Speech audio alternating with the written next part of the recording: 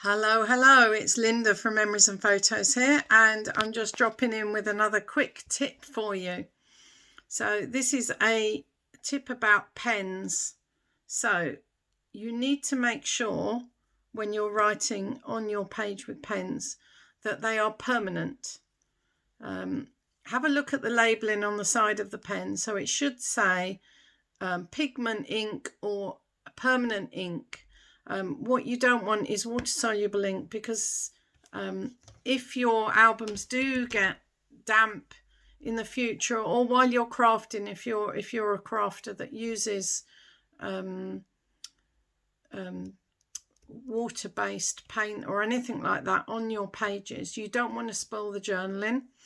So make sure it's permanent pigment ink, and then your journaling will stand the test of time. That is all for now. I'll see you again soon. Bye bye.